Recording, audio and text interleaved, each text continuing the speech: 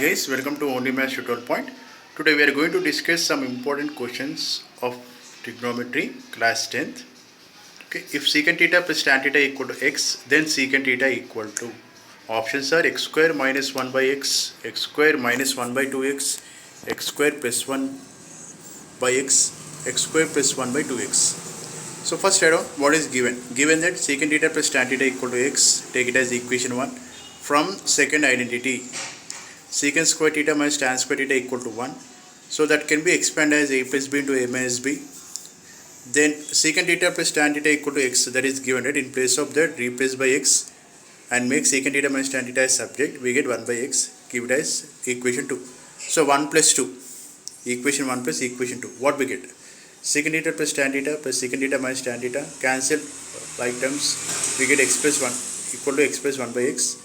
That equal to secant theta equal to x square plus 1 by x. Make secant theta as subject. We get x square plus 1 by 2x. Here option D guys. I hope you understand this sum. Thank you for watching. Please subscribe to my channel. Thank you.